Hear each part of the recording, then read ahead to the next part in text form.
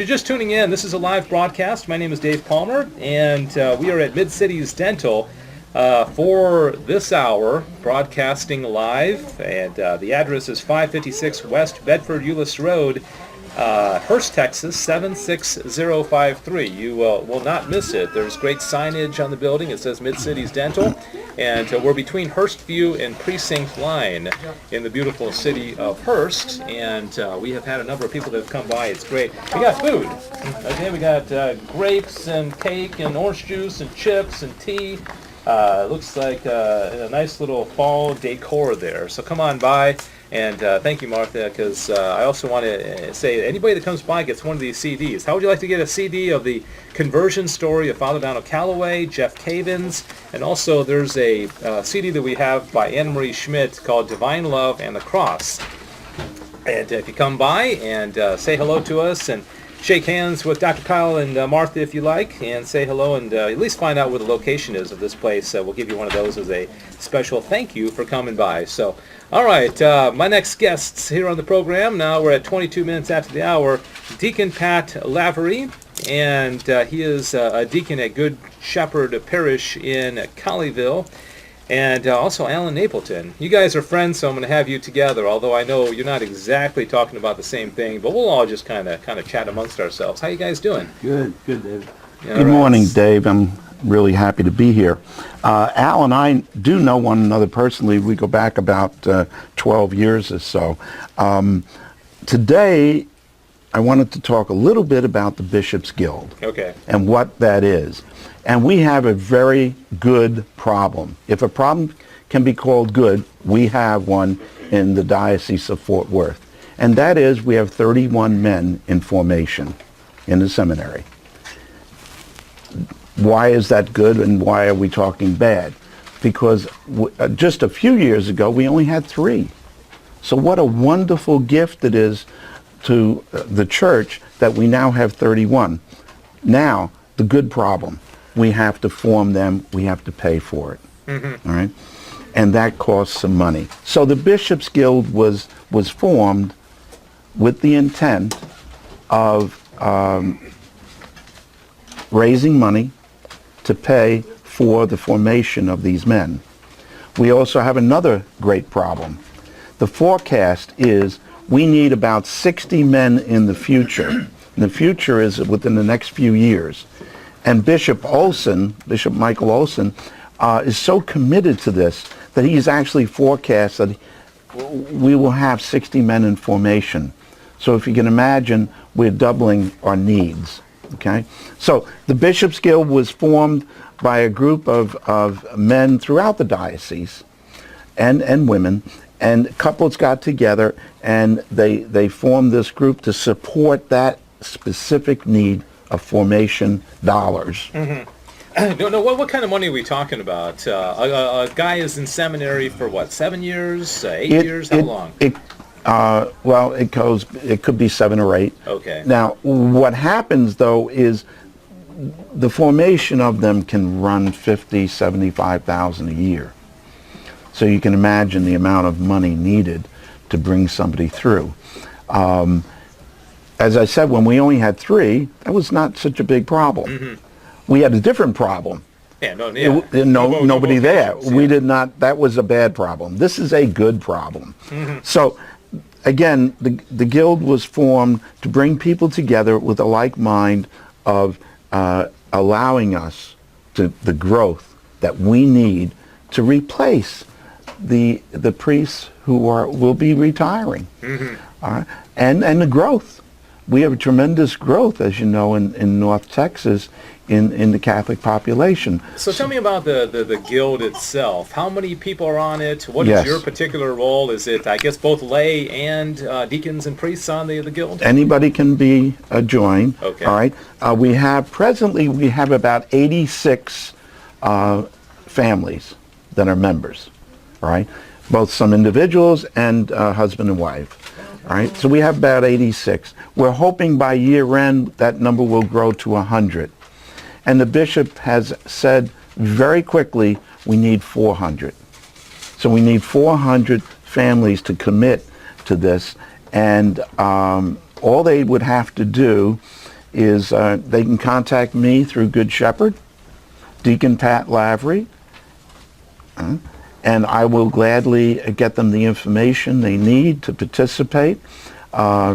We meet twice a year with the bishop, and as a matter of fact, tonight we have a meeting with the Bishops Guild and the rector of Holy Trinity. Well, it'd be nice if we could tell them that you got about 10 calls because would of this be broadcast. lovely. Wouldn't it be nice? Yes. Before we get that, we do want to give your contact information if you have a phone number or an email. Yes. People can get a hold of you. When you talk about becoming a member of the Guild, you say that there's a couple meetings a year. Is there a financial commitment for being in the Guild, or what else do people need to do to be on?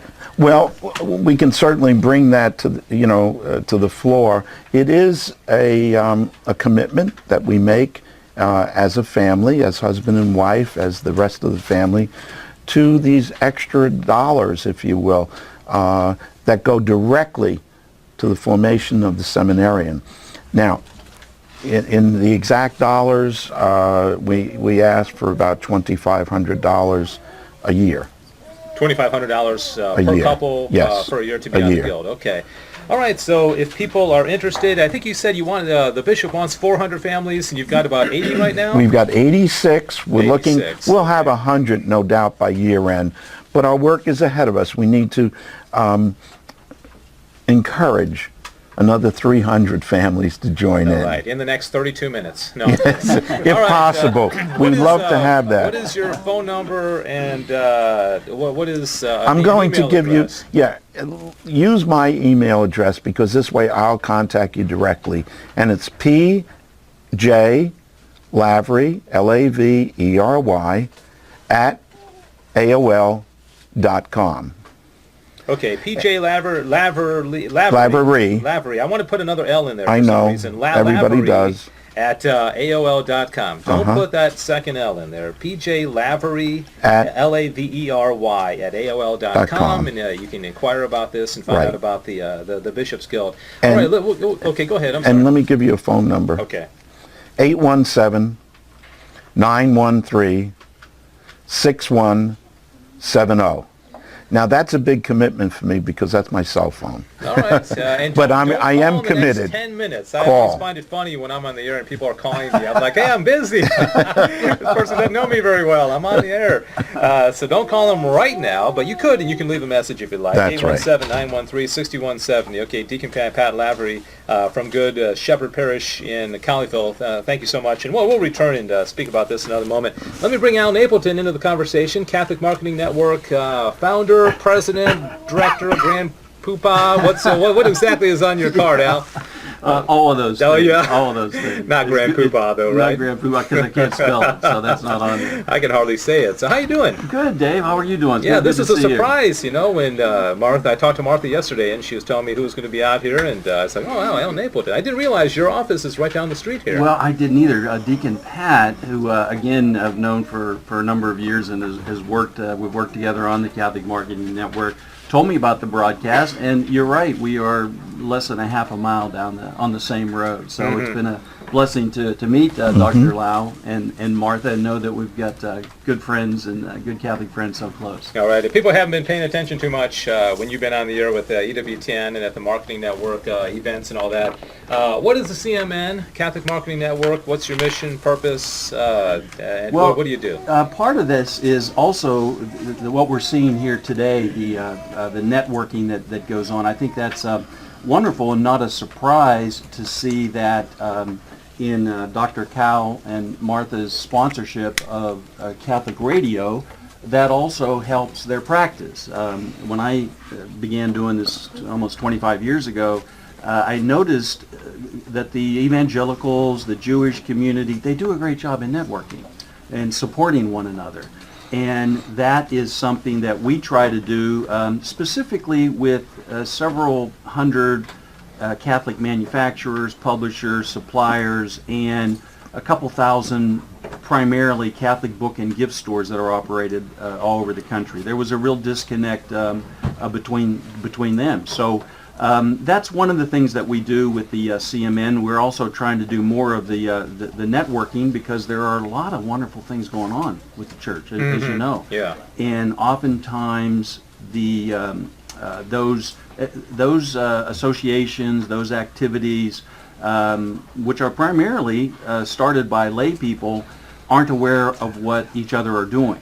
Yeah. So yeah. we're also working in that area to try to connect, because with that networking, with that connectivity, there's real opportunity for the ministry and the business to grow. Mm-hmm. Yeah, you would think, this church has been around for 2,000 years. You would have thought that we would have had the networking and thing down, but there's still a lot of work to do. I remember talking to you one time, Al, and I'm paraphrasing, but you had mentioned that sometimes Catholic businesses, especially if they're directly involved in ministry, like a bookstore or something like that, sometimes there's almost a feeling like if you make money, there's something wrong with that, or if you're doing business as other businesses are, there's something wrong with it. Do you think there's a little bit of Catholic guilt in the Catholic businesses about making money and thriving and succeeding? I don't know if I would call it Catholic guilt, but that issue does come up quite a bit. Yeah. And it's money and religion make strange bedfellows, so it's hard to get that